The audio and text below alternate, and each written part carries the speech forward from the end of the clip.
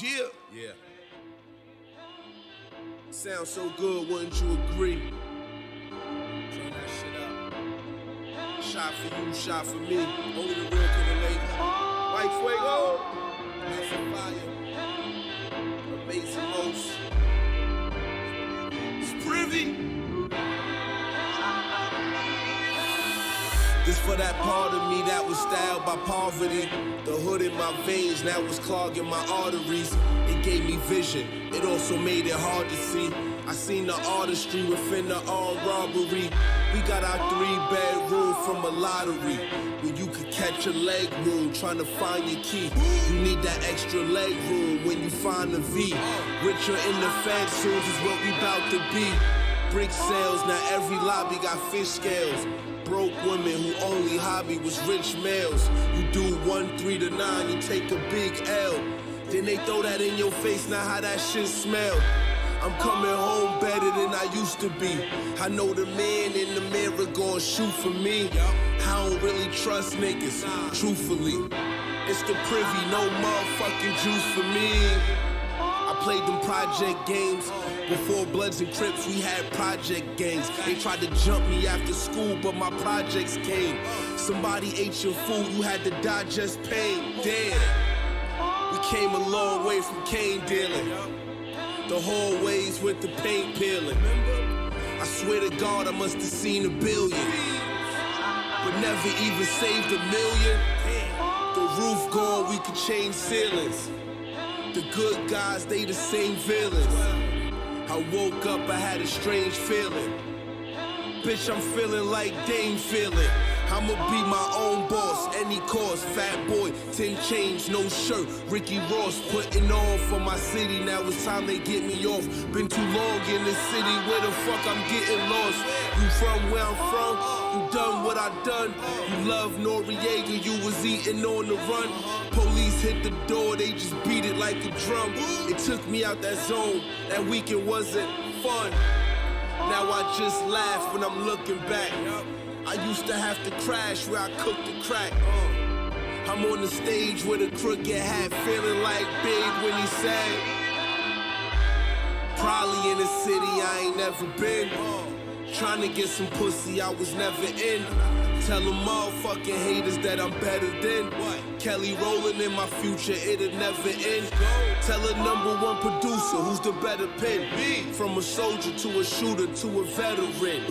Damn Q, it be stupid to dish you. Even your superficial flows are super official. That last bar there wasn't even mine. Yay sniffing, I just did a Yeezy line. Way different, and I can't be defined. Stay pimping, and you know I'm keeping mine. It's for that part of me. It's for that part of me that was styled by poverty. Yeah, it's for that part of me that was styled by poverty. Woo! Mommy, I miss you. Yeah.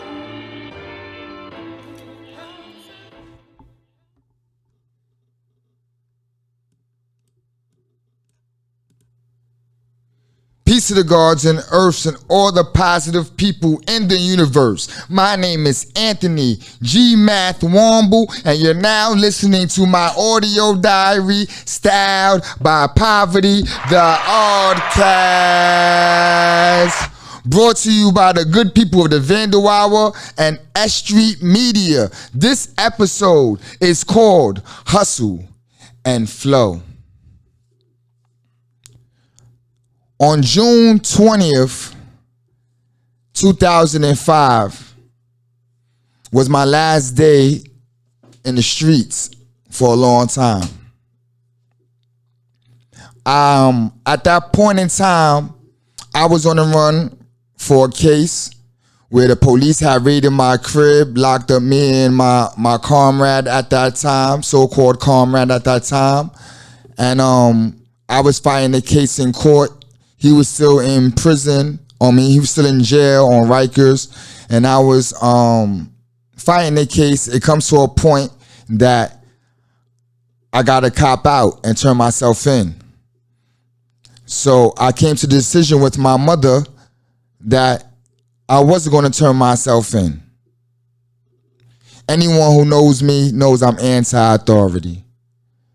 And I just couldn't see myself walking into prison for 5 years. So now I'm on the run. I'm working with my man. I'm working at my man's spot on West 4th. My man Mike Crimmy. Shout out to Mike Crimmy. You know, he gave me a job knowing that I was on the run. And I was there for a while. I had bagged a Asian lady at that time who I was dating. Understand, I was 28, 29 years old at this time. So I have a little girlfriend. I'm dealing with other women too on some other level shit. You know, I'm not gonna lie to you. I really liked the Asian girl though. But I was dealing with a few women during that time of me being on the run. So it comes to a point that he has to close the place down. So when he has to close the place down, you know, my hustle was pretty much based with my check that I was getting from him and my little shaking and baking I was doing. Understand, I couldn't do too much shaking and baking because I am on a run. So I didn't want to get caught up in some other shit, which I actually still got caught up in some other shit, but I was trying to avoid that. So I'm living in Astoria, Queens with my man Onion, who allowed me to live there while I was on the run. I had asked him first before I went on the run. I asked him first, yo, can you hold me down? You know, I'll look out where what you got going on, whether it be food, bills. I'ma still do what I do, but can I be there? So he allowed me to do it. That's my evergreen brother. Shout out to Onion. That's my evergreen brother. So he allowed me to take you know, to make his home my home. So I was doing what I was doing, man. I was dealing with a few different women on different levels, financially, sexually, whatever how you want to look at it, and a person who I like during that time. I'm still holding down my father duties, you know, taking my son during the weekends and stuff like that. Still doing everything that I was supposed to be doing. It's just that I'm on the run. This lasted for about 6 months. It comes to a point that my man and myself are not on the same page. So I had to leave the crib. And when I left the crib, I had to go back to my projects where I was, you know, on the run from, which wasn't a good recipe. You know, that's a recipe for disaster, actually. So I'm there living in the fiend's crib. You know, I'm shaking and baking heavy now. I'm heavy. You know, I got bud, I got crack, I got coke at that time. And I'm not saying that to brag to brag on anything, but it's the truth. And I was shaking and baking. You know, I was moving around with the hammer on me. I wasn't talking to people for more than 5 minutes. I was very cautious on who I let into the crib. You know, it was crazy though. It was a crazy time. Let me just say this, just to cut into the story, but the fiend was getting me for bread because I had my safe inside the crib. He figured out how to open my safe without me knowing. So it's crazy. I'm going to re-up and it's short like $100 and I'm not knowing what's happening. I figure it out though. That's another story. But yeah, so I'm on the run and I'm shaking and baking. You know, I'm doing what I do. What happens is during Father's Day weekend, my girlfriend comes see me. It was a Friday. She came on a Friday. And, you know, I'm popping bottles with my man AQ. We chilling. You know, life is good. I couldn't even tell that I was on the run. There's even a time that I had a conversation with the Asian woman and was like, she didn't know I was on the run. So we outside in the rain in Manhattan somewhere, doing what we was doing, going out to eat. We was going to different. She showed me a world that I never scene. I'm not gonna lie to you. Her father was a video game designer. She lived in Jersey City. I was going to see her. She had, let me just say this, she had a PlayStation 2 where like all the games built in. Shit that they doing now. She had that shit years ago, 15 years ago. So I really liked her. So, you know, one day we in Manhattan and it's raining. I got the umbrella. It was like a movie scene. And I had to tell her what my situation was because I really was becoming connected with her. I didn't want to lie to her. I was lying to every other woman I was dealing with. Matter of fact, yeah, I was. Now, I'm not going to say I was lying at this point in time. I wasn't even in no relationship, so I can't say that. But I was usually lying to women. But this one, I really had feelings for, so I chose to tell her. And we was outside in the rain. She's under the umbrella with me, and I was like, "Yo, I'm gonna tell you something. Yo, I'm on the run." And she was like, "For what?" I said, "For drugs and shit." She was like, "Yo, I'm from Cali, man. You know, I'm out here for a reason too." Let me just I don't want to go into her story, but yeah, it was interesting. So she was with it, man. She was a big weed dealer. She had like all the flavors of exotics and all that shit. I thought I was the man with my bud. You know, I had some good bud at the time. And she was buying weed off me originally. And then come to find out, she the plug. So she was having problems with her roommates and shit. I got them out the crib and all that shit. They was using her. You know, I got them motherfuckers out the crib, you know. But I just want to say that this is what's happening during me being on the run. So she comes on back to the weekend before on June 20th. So on Friday, she comes to see me. We hang out, we chill, we drink, and whatever. Sidebar, I had bought an ecstasy pill that evening. I wanted to chill. I wasn't using drugs for a very long time during this period, especially when I was on the run. I'm not gonna say I wasn't using drugs at this point in time. So she left to go home, and I popped the pill. I wound up with two other females in the crib. I was rolling, and you know, I was trying to make shit happen. You know, with these two females, you know, it didn't go that way. I did touch one. That was my last sexual experience before I go to prison. So I don't have sex until probably like 10 years, 5 years after this day. But you know, we wilding out. I'm on Molly. I said Molly, pardon self. I'm on ecstasy. And I'm rolling. So, you know, we doing what it does. And come to find out, we up to like Saturday morning to the like, you know, 10 o'clock, 11 o'clock. I finally, you know, I let her out. I pass out. I'm knocked out to like Sunday evening. But I wake up Sunday, which is Father's Day. I was supposed to see my father on Father's Day. But I was so fucked up still that I couldn't make it. So I called him and I told him like, yo, Pops, yo, I can't make it over there, man. You know, pardon me. I'm tired and shit. And he's like, no problem. I see you probably next weekend or whatever. So I was like, you know, happy Father's Day and shit like that. Not knowing that would be the last time I would ever see or speak to my father again. So that's crazy in itself. So following that Monday, I go out to a party in Cabana. And I'm over in Cabana and shit with all my old peoples and stuff like that. You know, chilling, all the way to like early in the morning. So make a long story short, I meet up with my plug somewhere else, another plug that I had. And I go heavy. I get like 8 ounces at the time of coke and shit. A matter of fact, I had got 8 ounces of hard. So I got the 8 ounces. Me and my man, one of my peoples from Block 3, we chopping up all night. I got my Jeezy first album pumping. I got my Reasonable Doubt pumping. I got Nas first album pumping. I got the Clips first album pumping. These are my bag up albums at that time. And we rocking out to like no lie to you, 7 in the morning. I bagged up crazy dimes, like maybe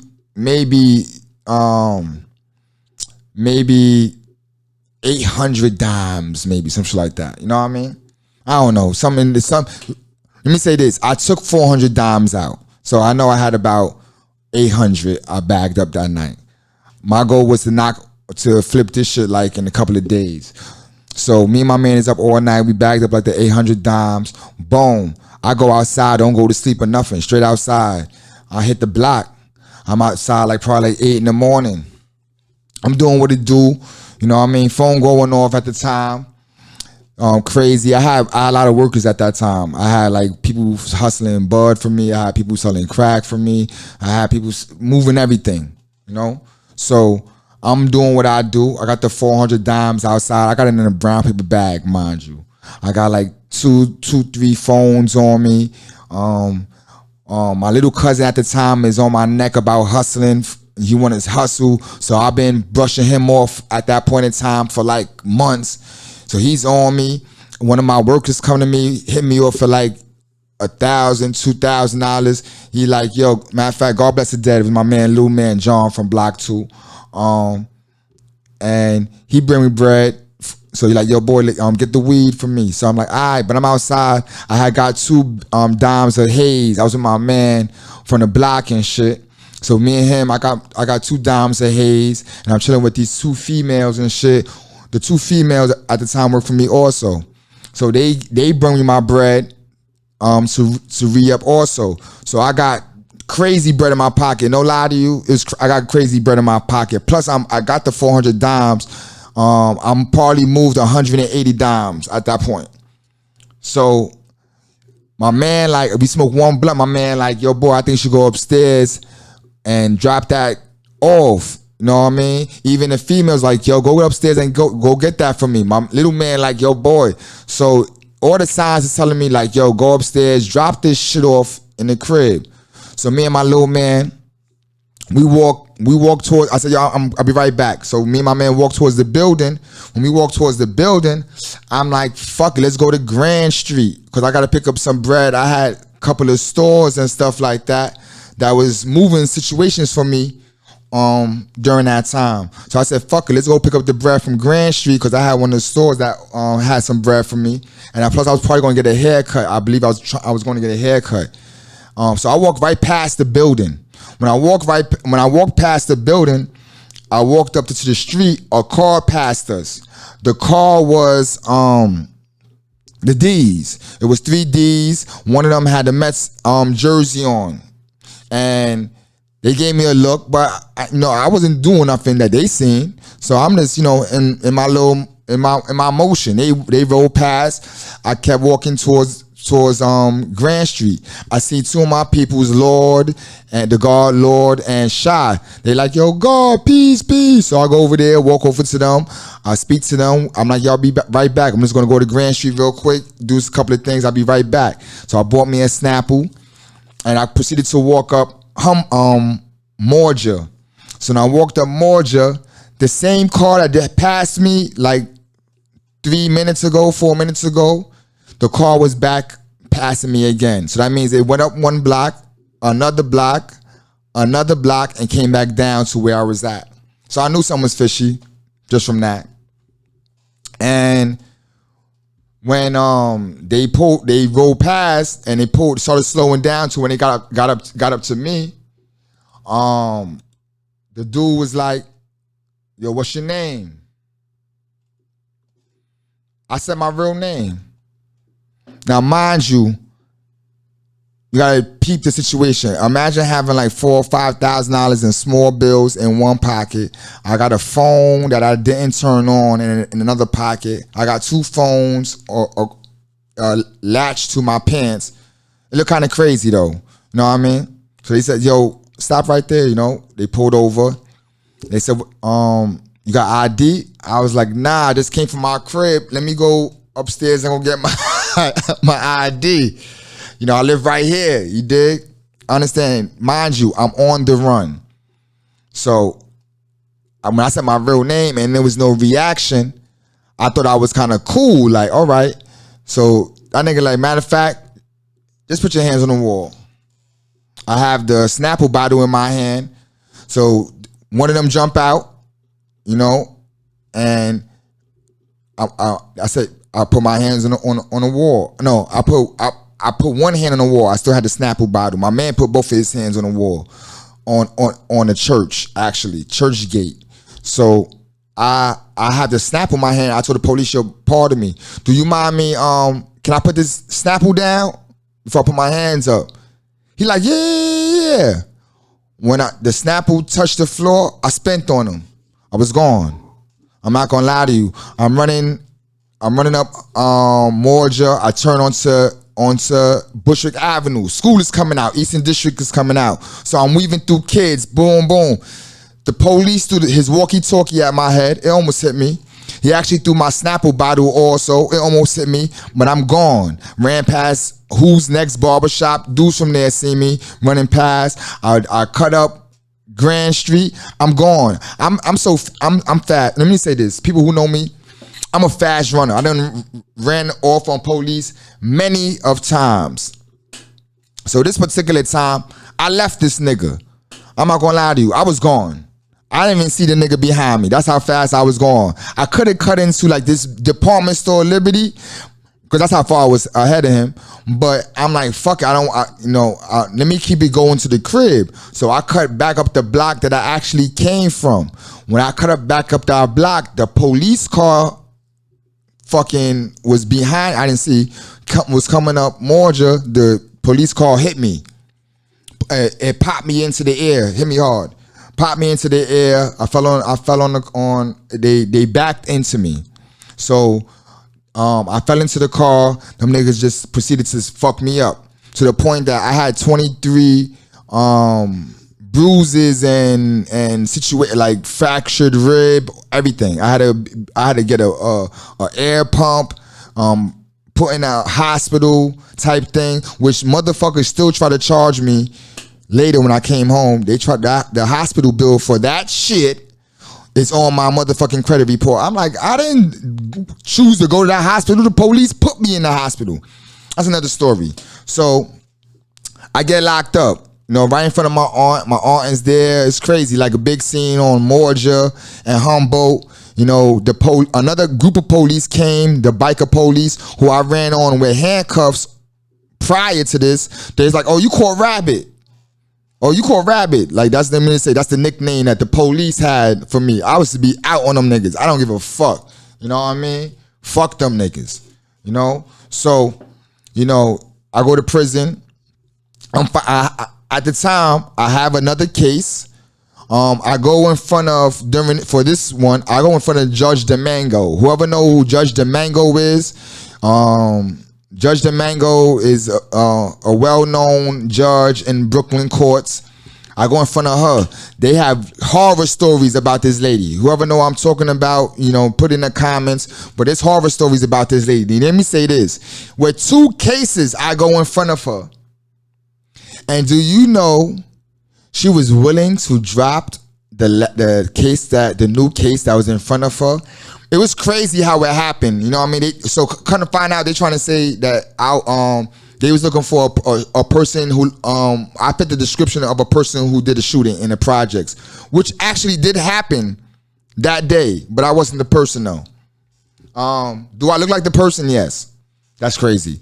So, and then I believe someone else had called the police on me because I told you I was on the run at that time. So there's a lot of he say, she say surrounding that day.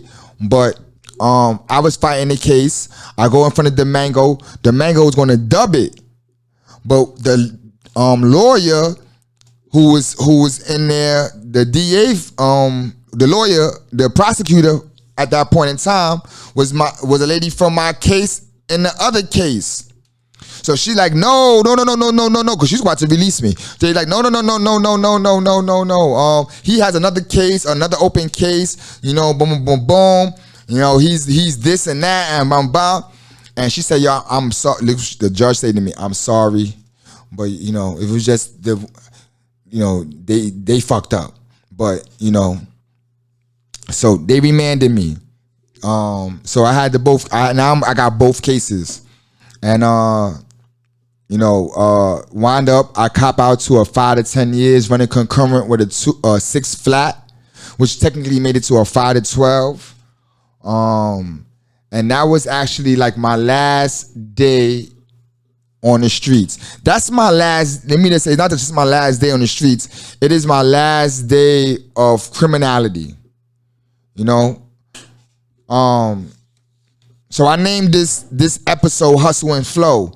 In hustling, there ain't too many bright lights. There ain't too many, it ain't glitz and glamour. You know what I mean?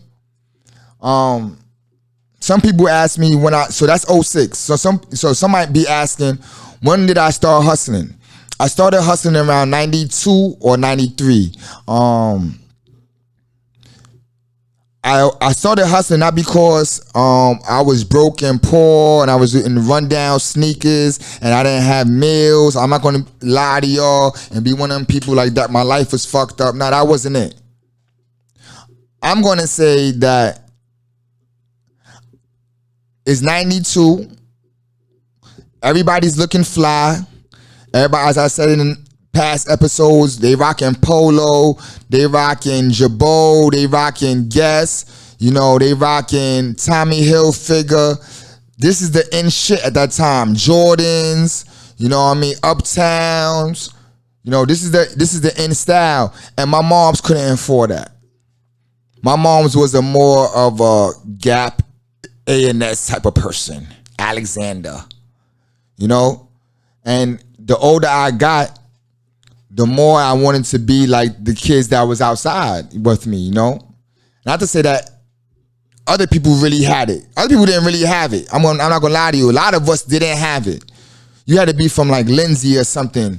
Lindsay kids, back in the days used to have all the polo and stuff like that. And that's who sometimes I hung out with. So I seen what it looks like to have a better life by hanging with my Lindsay dudes. My grandmother lived in Lindsay when I was younger, up until 89. So I was around them a lot, being at my grandmother's house.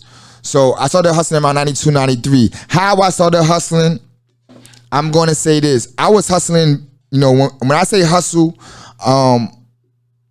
I'm talking about drugs right now. But hustling is not just selling drugs or doing crime. Hustling is working also. But I'm talking about the illegal side of hustling. Because hustling is not just illegal, it has a legal side too. Dudes who work 9 to 5s are hustling. So I'm talking about illegal hustle. So my illegal hustle started summer of 92, I believe. What it was is all my friends my 718 friends, these dudes was like a little bit more advanced than me at the time. They're 2 years, 3 years, 4 years older than me. So I'm the younger one of 718. And these dudes was winning. These dudes, my mans and them, they had the project on lock on a hustle side, crack wise. So I wanted to get down. These are dudes who I knew my whole life. This is from the sandbox. So if they running shit, of course I want to be involved because I need some money. I'm not gonna lie to you. As I said, they was much more advanced than me. I was naive in a lot of ways, man. And when you hear my diary in more detail, you understand what I mean by naive. Because I was outside at a young age, but my eyes, what was going on and what I was seeing was two different worlds. So I asked my man, like, yo, boy, he running shit. So we on the arch one day on block 1. There's a party going on. Everybody's there getting high and stuff like that, smoking, music is, people dancing. And my man had came up. He dressed fly. Fly for that time is he got the army fatigue suit on. I think he had like the tan one, I believe. He had the tan one.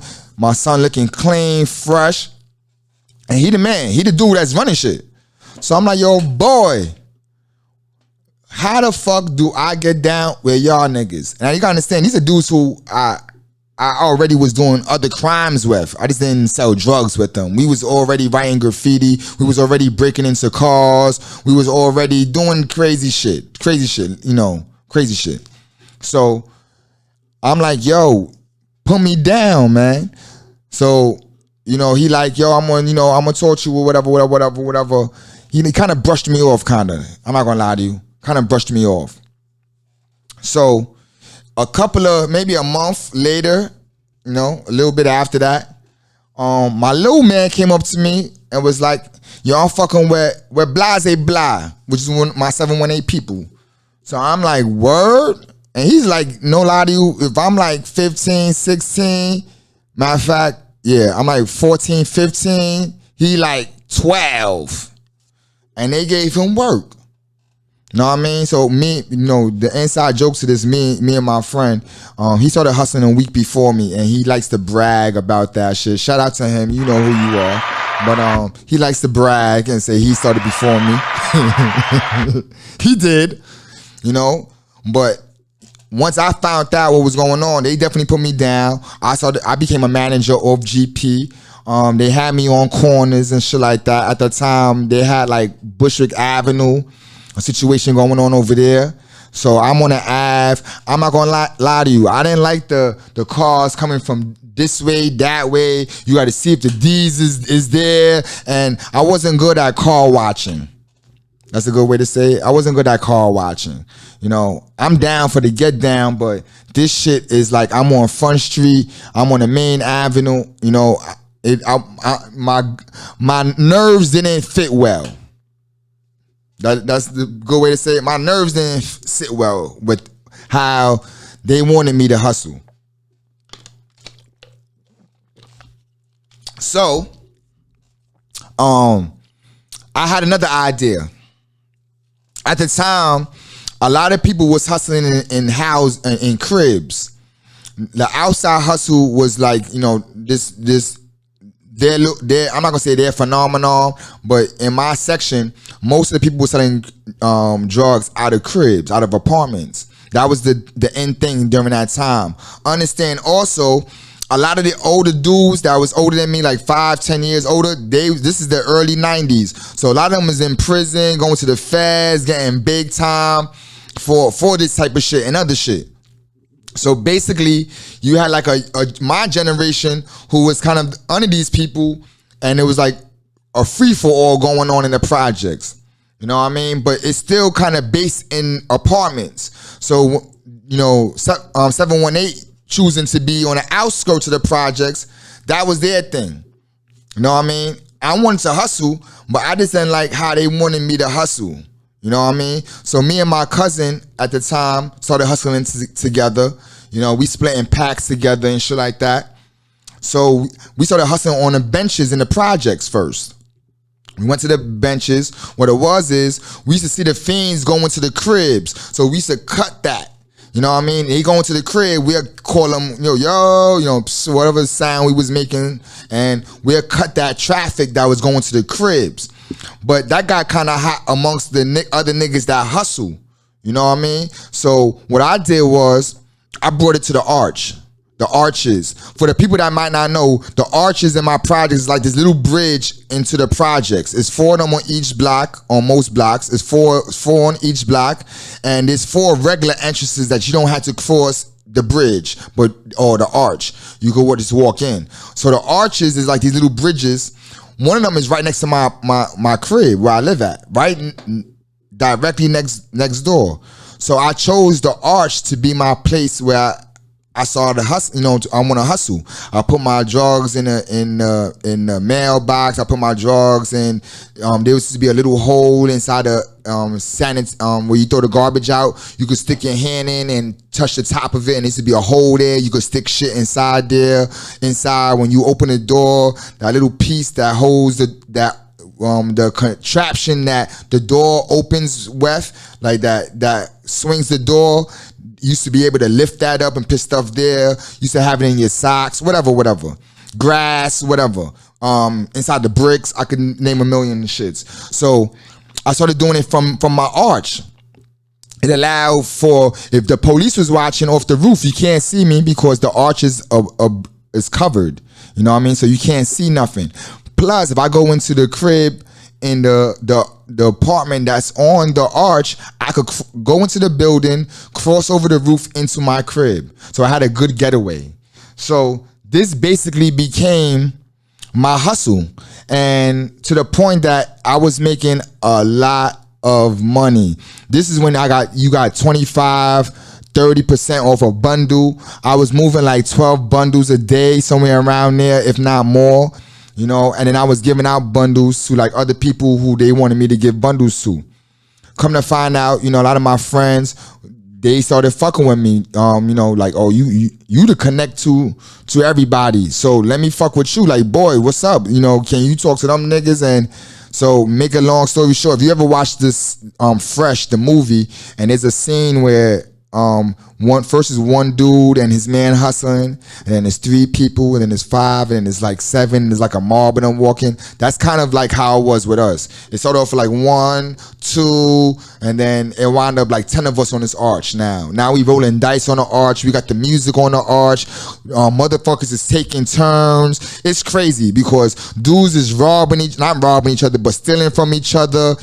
The older kids is coming through. I'm not gonna say older kids. The older dudes is coming through, pressing niggas. Niggas try to. One dude, like when I first started hustling, an older dude, he tried to press me. You know, anybody couldn't hustle back in the days. Anybody couldn't hustle. So one of the older dudes, he tried to go in my pocket, and I guess it gets to see where I'm at, like, you know. And I pushed that nigga hand from my pocket, like, yo, boy, what you doing? And like, I guess he hated that I was a younger dude and giving him like I'm sore for something. Come to find out, me and that person had a problem for many of years. Let me say at least 10 years. Me and this dude went back and forth on different things, man. I just felt that at that point in time, he had something out for me.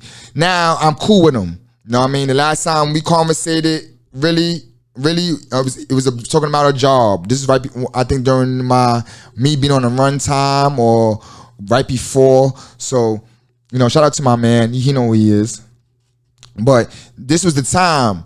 So that's how I got on. You know what I mean? And I kind of like, I'm not going to say that I invented it because I didn't invent nothing. But I kind of brought the hustle outside in the projects. It was happening in front of stores, bodegas, or in apartments prior to me. I kind of like, I made the hustle fit for me, and it worked. You know what I mean? I'm not gonna lie to you. I had like probably like 10 dudes under me in the aspect of me giving them work. We shaking and baking, drama wise, everything. You know, dudes was in shootouts, everything. You know what I mean? So it was a crazy time. But I want to say this. You know what I mean? I just want to tell you how it started. But I'm going to be honest with you. You know, this is just me, you know, this is my audio diary. So I'm going to give you the truth. You know what I mean? And maybe some perspective on things. So now, my father was a hustler. You know what I mean? Very known in Williamsburg. People know my pops, Ivan, Womble, Abdul, Womble, whatever. My father, I would never be what he was streetwise. He was a gangster, you know, a gentleman also, but he was a gangster. And but I'm gonna say this, man. So when did I start hustling? I just told you 92, 93, but there was some things happening prior to that. So back in the days, my pops used to have me for me to get money from my pops, he used to send me on errands all the time. Right? My father was one of them dudes. You want some money? Go to the store, go pick up the newspapers, whatever. So he used to have me bringing envelopes to like different family members, family friends, some of my man's moms in the projects. You know what I mean? Bringing these envelopes. Now, I'm not gonna lie to you. I really wasn't paying attention. I'm naive. So I really wasn't paying attention to a lot of that shit, you know? But one day, I guess because there comes to a point that I become money oriented. Let me just say that. That's my curiosity was more about money than anything else. So one of the times he gave me the envelope, I looked in the envelope and it was Bud. Let me say this. I didn't know that it was Bud. I didn't know that was Bud. You know what I mean? I closed it back up and I brought it to whoever I had to bring it to. You know, So I was doing things not knowing. It's like I'm gonna say this. It was a lot of that is in my DNA. My father did taxes. He hustled in the street. He worked for Xerox for many years. My mother did taxes on the side, worked a job. You know, my grandmother, she designed clothes, designed hats. The DNA of a hustler has always, that shit been in me. I remember my grandmother teaching me about money. My grandmother showed me her hat designs. My grandmother sold hats on the regular, had fashion shows, all that stuff. She was like a Harlem Renaissance person. My grandmother, who is not biologically my grandmother, but the person who adopted my mom's, she was like, she was a part of Father Divine situation when he was out.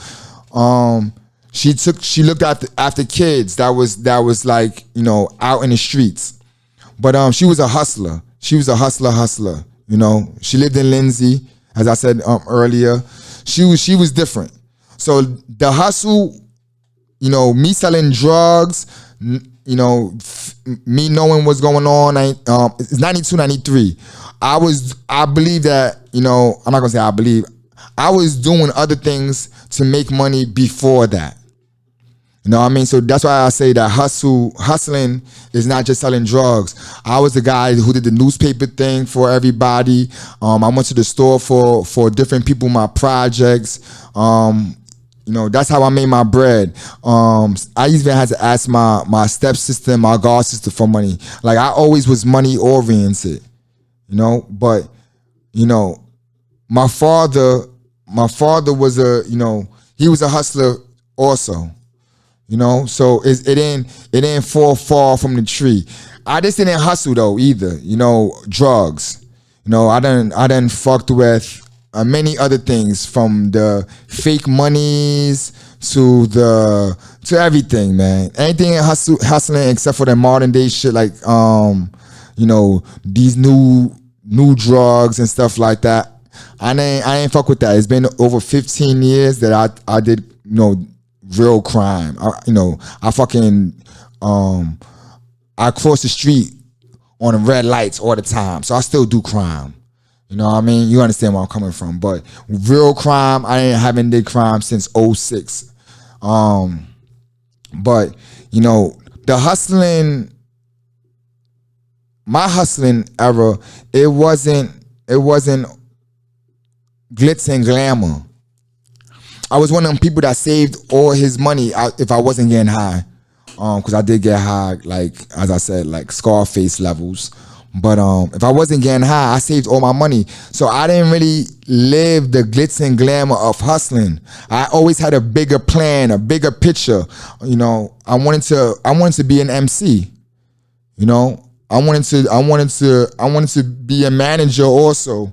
So I always had a bigger plan. So the money that I was making, I wasn't just spending frivolously outside of drugs, me getting high, but I was trying to change my situation. You know, I wanted studio time. Like, studio time now, you could get studios anywhere. They're cheap. You could even fucking buy a couple of the things and have it in your crib. In my time, it was only like D&D, you know what I mean, Quad, these big name studios, and it costs money. And I didn't have that type of money.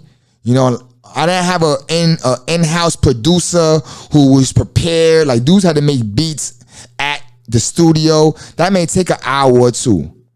You know what I mean? Just making a beat. So, like, it was just a different time. But, you know, I was really into this music thing. Did I take it serious, though? In some aspects, yes. In a lot of ways, no. I wasn't a studio rat. A lot of times my people was going to studio. I was incapacitated. I was high. I didn't want to go. I want to sniff cocaine. You know? But I was a serious writer though. I had books of rhymes, still do. You know, I was serious. It's just that the drugs, me getting high wise, took over my whole life. It became the main ingredient to what I was doing, you know. I done had times when the feds raided my crib and I had to jump out a 3rd floor window and got away. You know what I mean? Like real shit. People who know, if you know, you know. You know, there was a time when dudes tried to run up in my crib. I wasn't even there. You know, I did a disappearing act. People who know that story too. I did a disappearing act within the building, and dudes hit the crib and found nothing. You know what I mean? Found nothing. They definitely try to do me dirty though. You know what I mean? Locked my crib with a shoestring for one of my shoestrings, man. Went through all my shit, my pictures, ripped my pictures. They saw that bag was there. But it didn't happen. You know what I mean? Like I was trying to stay a step ahead of what motherfuckers was trying to do, you know? I done sold weed to rappers, you know what I mean? You know, it's crazy, man. Let me say this. I was heavy into the bud. When I mean heavy to the bud, I lived on 145th in the Bronx. I was fucking with shower posse dudes back then, you know? I was very connected, Harlem-wise, to most of the big name weed dealers that was out there. I was also going up there, copping crack from Amsterdam like everybody else, you know. You know, people who know, if you know, you know, you know. But, you know, I was a person who was just chasing money. You know, it didn't have to be in drugs. If we could stick somebody up, I stick somebody up too. You know, I done stuck a lot of dudes up for some big bread. So when I say I was a hustler, I don't mean that I sold drugs. I was a drug. I mean, I'm not saying that I was a drug dealer. What I'm saying is I did what I had to do to get to the bag. You know, so a lot of people who know me, you know me as that, whether it be selling clothes, whether it be, you know, doing this S.STREET media thing, whether it be, at a time, you know, whatever I get my hands on, you know, whatever the plan or plot was, I was with it. Nowadays, I'm not like that no more. I'm not gonna lie to you. That dude don't exist no more. Why? Why did I stop hustling? Would be a great question. Why did I stop fucking with criminality heavy? Number one, my son. I went to prison. He was 3.5 years old. I came home. He was 8. I wasn't going to go back to the projects and me sit on these benches or whatever have you, and my son is passing me every day going to school. I'm on a bench smoking weed and shit like that. I couldn't set that example. I could not have him see me that way. So when I left, he was 3.5. Let me say, I done had to run from police with my son with me, and me leave my son, and my dudes watch my son while I'm bounced from the police. True story. And I was handcuffed. You know? So I didn't want my son to have that example. I wanted to change the cycle. I wanted to change, his perception of what a man does, and it wasn't a street thing to me. You know what I mean? It wasn't a street thing. I'm gonna say this, in my heyday, I had drugs from Marcy to Maspeth. No exaggeration. If you know, you know. Even when I was in court and I had to cop out, the judge was like, "You was running a criminal enterprise." I didn't admit that, but that's what they said. You was running a criminal enterprise. I thought I was smart when it came to this hustling shit. Nobody's that smart though. That's the reality. Nobody is that smart. And the fact that I didn't get to enjoy the fruits of my labor. So when I got bagged, I had like close to $20,000 saved. I had to pay for lawyer. I had to pay for bail.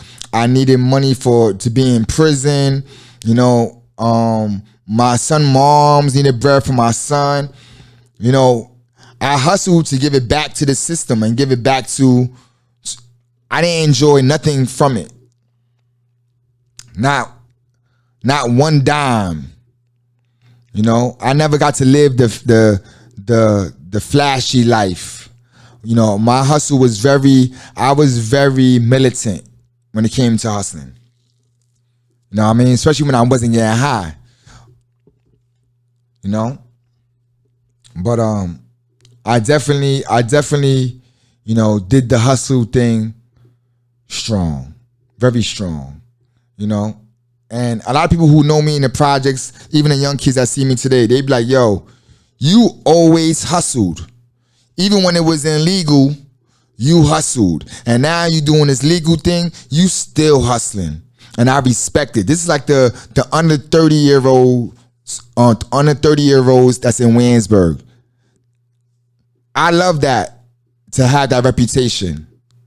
I don't have a reputation for that nigga killed somebody. He killed my man, or none of that shit, God. My reputation is for a person who went through struggles. You know what I mean? Never turned on their mans, never did some foul shit to their mans, you know? And a person who hustled day and night. You can never, you could say he was a cokehead, but in that same sentence, you can't leave out hustler. You know? So I'm gonna leave the hustle conversation there, you know, because I got other things to talk about. If you was watching our last episode, The Poet, just to let y'all know, because people said this to me, they thought it was one poem that I said. It was actually 3 poems. One poem was called The Wolves Cry. The other poem was called Bloodsucker. And the last one was This World Ain't Ours. So that's 3 poems that I said in the beginning. Also, the poem that I forgot, my sister Monifa, my god sister Monifa, sent me the poem and the book, and the picture of the book. The name of the poem is Violent Silk. My mother also reminded me, like, please don't go on your podcast not remembering your own shit. She didn't say shit, but remembering your shit. You know what I mean? So it was called Violent Silk. The book name is Thesis. It's in Bronx Community College. You might find it in regular libraries also.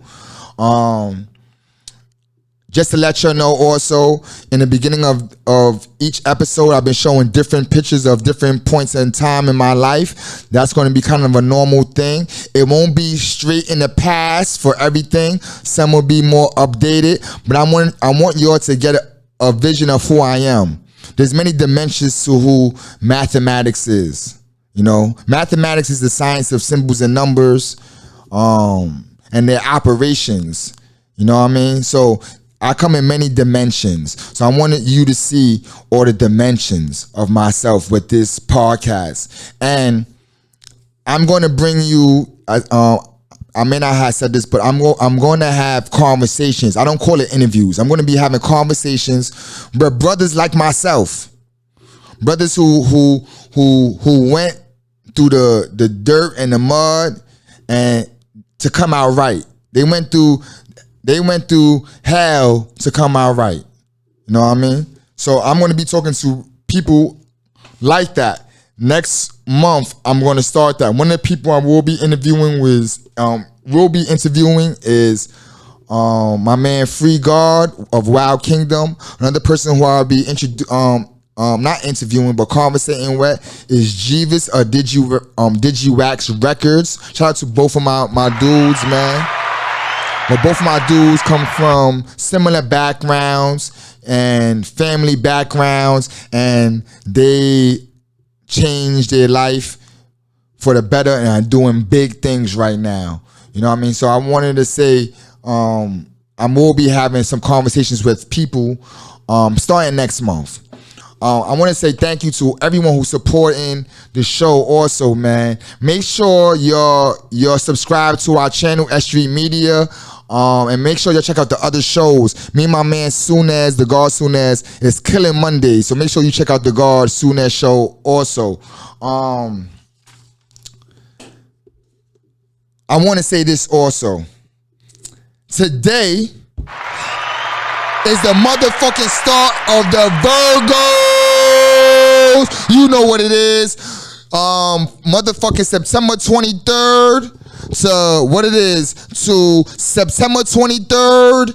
It's the motherfucking days of the Virgo.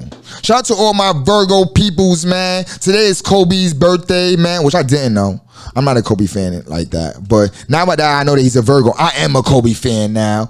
But shout out to Kobe. Rest in peace to Kobe Bryant, man. I want you to know we have a lot of famous Virgos. You got like Nas, you got Michael Jackson, you got Mace, you got Ludacris, you got Dougie Fresh, you got Sean Connery, you got Beyonce.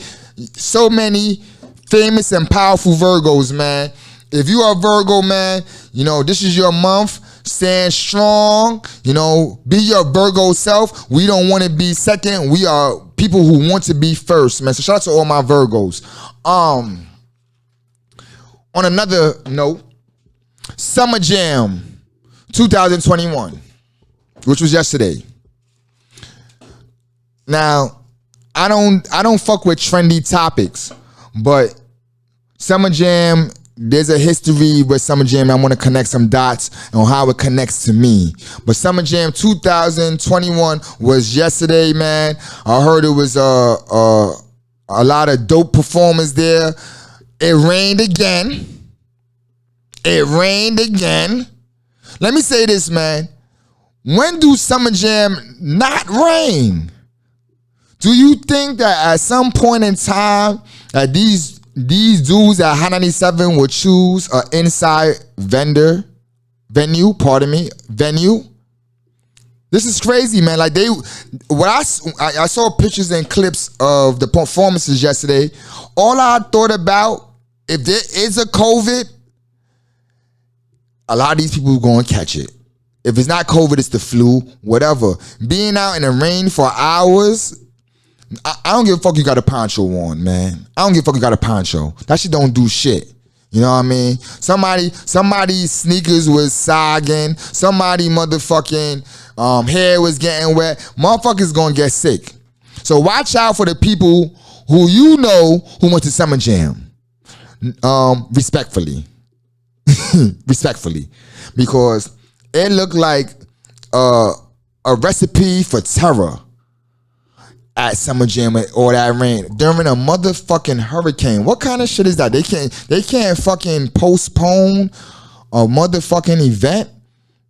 This is crazy, man. But Summer Jam, I have a lot of ties to Summer Jam. And the reason why I say this is before I went to prison in 2006, I went to Summer Jam for the first time.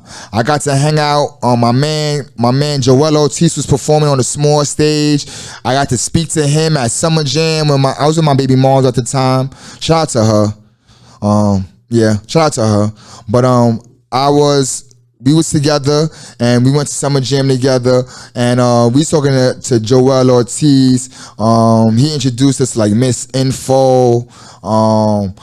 There was a reggae artist at the time that was out at the time. So that was dope, you know, me being able to talk to a person who I know from Williamsburg, who now is getting his career off the ground, becoming somebody in his rap game.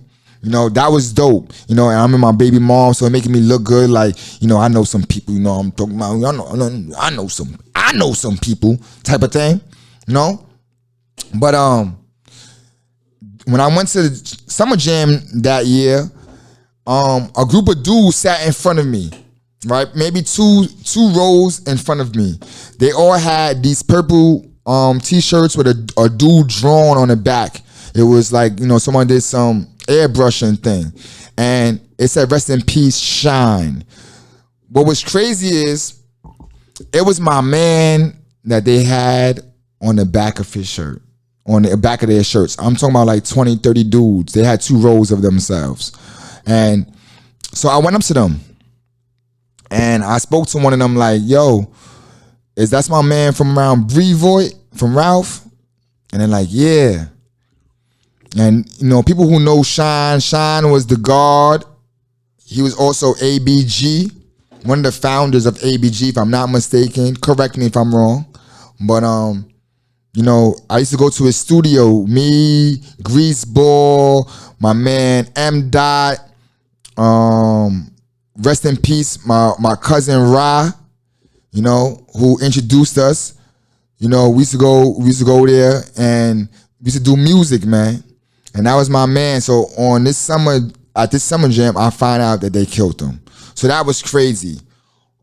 Also outside of that, I went with my dudes from the projects to summer jam a couple of times. I'm gonna say this. Dope experience. But also besides the rain, at summer jam, it's always some violent shit. Niggas was climbing gates one year, trying to get in.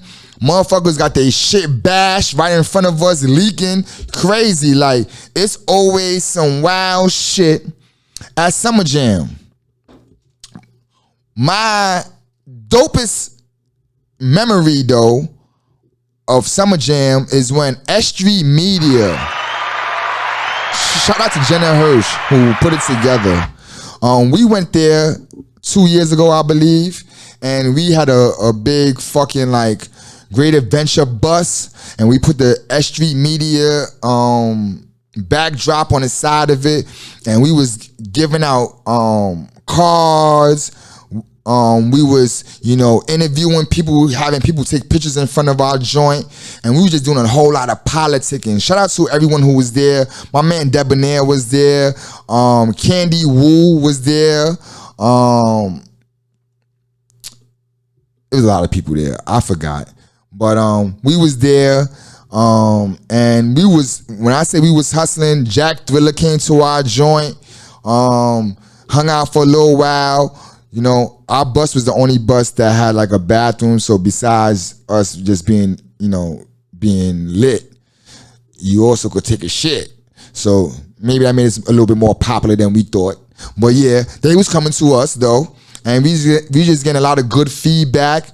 You know, politicking with a lot of people, networking with a lot of people. So it was a great experience. Summer jam, I'm a summer jam person, you know, but to go there, to push your business was like a dope moment for me. So shout out to Jenna Hirsch who put that together, man. A lot of the S.STREET Media people didn't go, which I'm so, you know, hurt that they didn't, because we had our t-shirts on with S.STREET Media. We was in our mode. I'm not gonna lie to you, man. We was in our mode. You know, we was shining, man. We was shining. Shout out to everyone who came to Summer Jam that year. We was out there. You can't deny us, man. We was out there. So, you know, we did a dope media run, and that was just fly in itself, man. That was just fly in itself, man. So I want to go into another topic, and, you know, I like to just have a stream of thought. You know,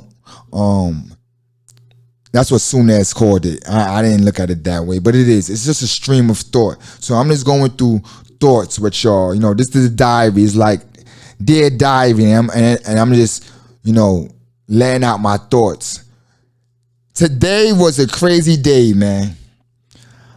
I had a crazy dream, and let me say this. I always have crazy dreams, but I had a crazy dream, and that I was falling. And when I fell in real life, I hit the side of my eye on my motherfucking table. That's what I heard after I hit it. Now I got like a little fake ass black eye, and I'm gonna keep it a buck with you. I done fought a lot of people, and I never really had a black eye. I had a busted nose a couple of times. I had a busted lip a couple of times, but I never got knocked out, and I never really had a black eye. So this is kind of weird for me. I was speaking to my cousin Ryan. I'm like, yo, boy, I'm gonna keep it a buck with you. I don't think I've ever had a black eye. He like, I never had one from a fight either. So like, this is just new to me, you know. But you know, this is crazy. Today, you know, it's the Virgo month, you know, top of the Virgo month, and look at how I wake up. I fucking fall off my motherfucking bed. What's funny is my cousin a week before just told me, yo, my hip hurt. I fell off the bed. This must be some old nigga shit, right? I guess that's what's happening to us. We don't know where the fuck we at. You know, I don't know. But I want to speak about the narrative that society is trying to push, or you know, commercial society is trying to push, that the black man don't protect our women or don't want to deal with our women. I believe this is a false narrative. The reason why I say that is, first of all, I'm around a lot of black women. And not to say that they don't go through their shit. They do. But all the shit that they going through is not because of us. That's one. Two is, I find it hard to believe that if a black male seen something happen to a black woman, some real shit, that he won't do nothing. I find that hard to believe. I'm not that type. The people that I surround myself are not that type. So where is this narrative coming from? So this narrative is coming from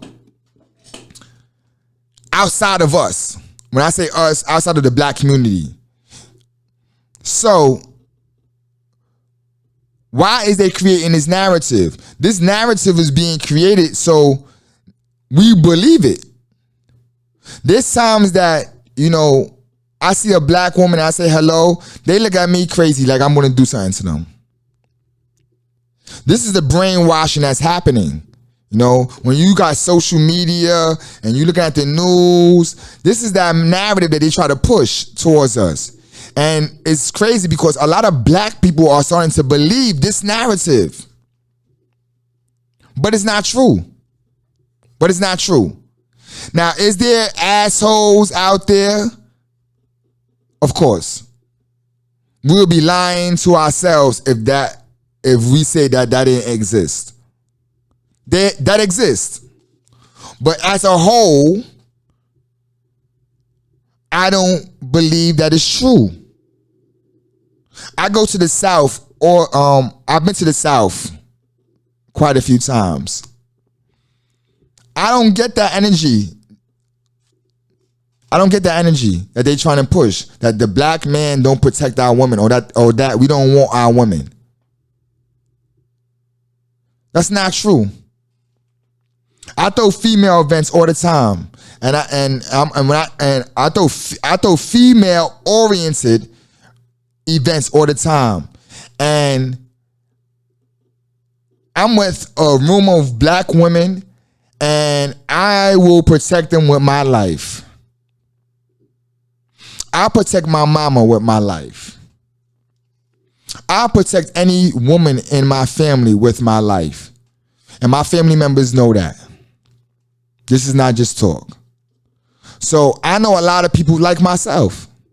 My man Rod like that. My man M. Dot like that. You know?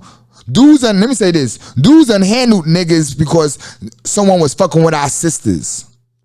Let me say that. Dudes done handled dudes who was fucking with our sisters. So don't believe these narratives that they're trying to push. These narratives, when you watching the news all the time, this is brainwashing going on. A lot of brainwashing is going on. And they're trying to get us to believe what they want us to believe. So be careful when you hear these. Let me give an example. The blacks are attacking Asians, or people are attacking Asians, and it's mostly black people. That is not true. Now, you may have some motherfuckers who are on medication psychopaths that are out there that do some real crazy shit. That do crazy shit. But there's no black Asian war going on. They try to paint that shit like in Korea. They try to paint that shit everywhere, man, because they want us to fight each other. They want us to fight each other. They want the whites to fight the blacks. They want the blacks to fight the whites. They want the blacks to fight the Dominicans. They want the Dominicans to fight the blacks. You don't notice that on social media, the blacks have beef with the Dominicans, the Koreans, what other race that they pit us against, and it's bullshit. Because I deal with all these races, so when you see these instances or these situations happening, they're isolated. It's not a whole. Dominicans are not attacking every black person, non-Dominican, that's going into Washington Heights. Actually, I know a lot of people who go to Washington Heights all the time. You know why? They got the fire. They got that fire. You know? So we go there and people go there all the time and there's no beef. But they are trying to paint this picture, man. They are trying to depopulate us through us.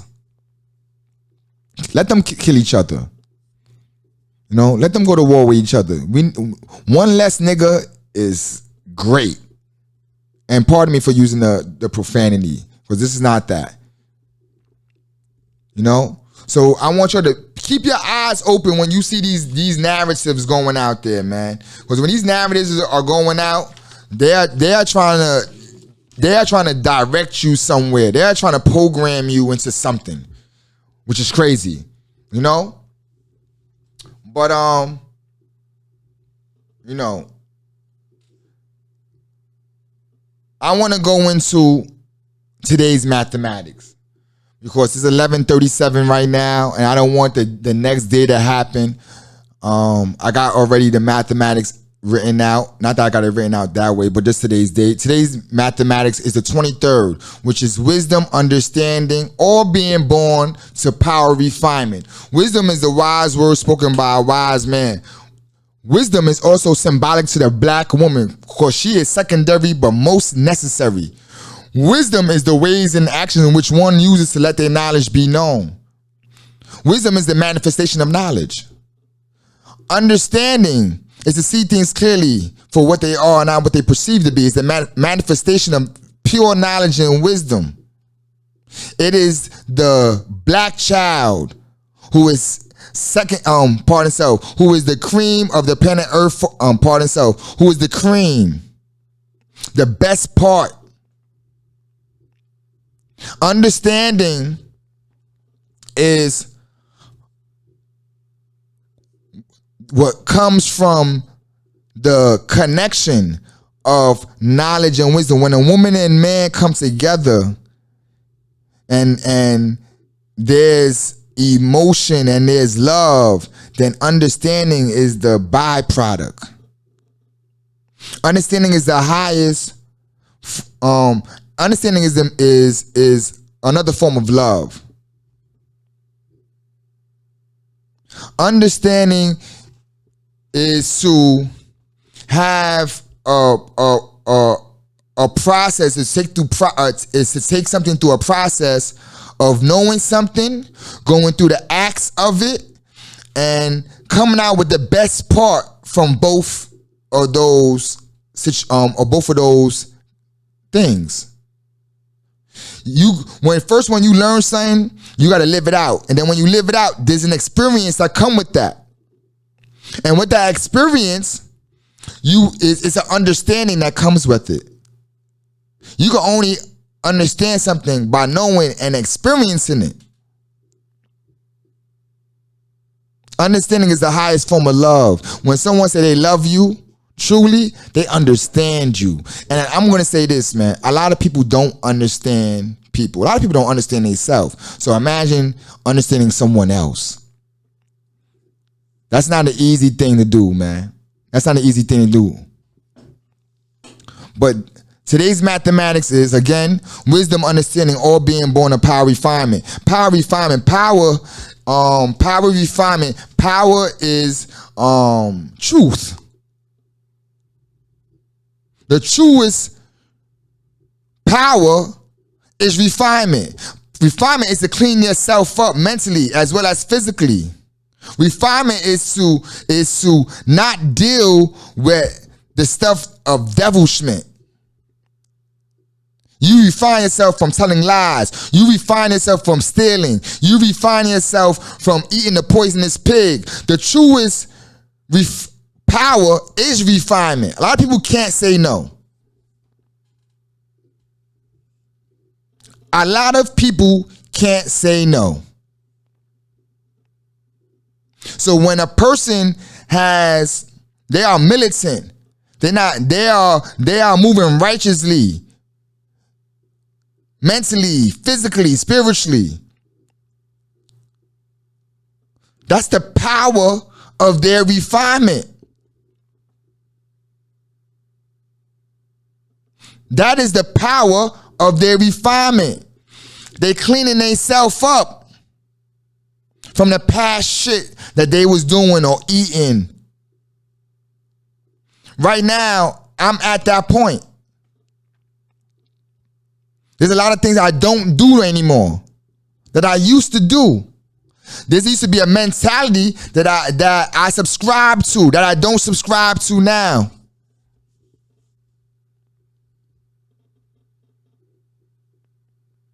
I was anti this, anti that when I was young.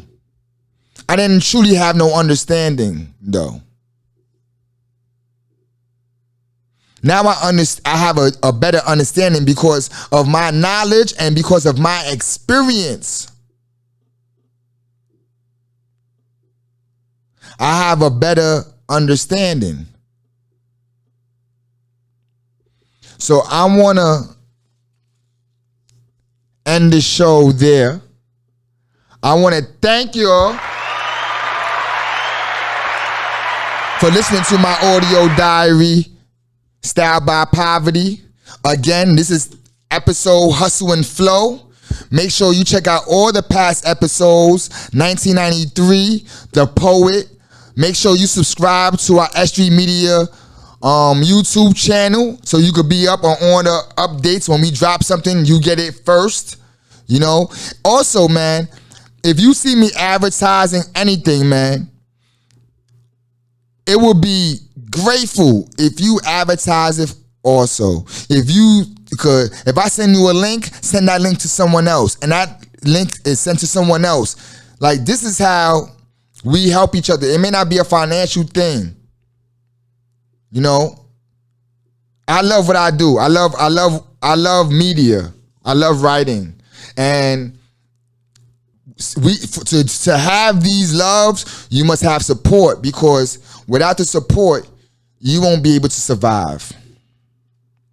You know, I want to give a shout out to everyone who supports Styled by Poverty, everyone who supports mathematics. Shout out to my tribe, my moms, Mama Love, aka Rose's World. Shout out to my son, Easy the God, aka Elias. Shout out to my cousin Ra. Shout out to my cousin Justice. Shout out to the Wombles. Y'all know who y'all is. Shout out to the Wombles, the Parises. Shout out to all my Murray Bertram family. You know, especially 1994. And shout out to all my Winsburg peoples, man. Just to let you know, this Saturday, man, we will be in front of 167 School Street in Winsburg, man. 167 School Street, that is off Graham Avenue. We are having our What's the Word barbecue. It was our Winsburg Day barbecue, but they're not having a Winsburg Day, so we are having our own situation. We're still having performers. We're still going to have vendors. It's going to be a crazy day. We're still going to be filming M.Dot's video, so everybody pull up. I got people who's coming from everywhere. Let's make this a motherfucking movie, and you already know what it is, man.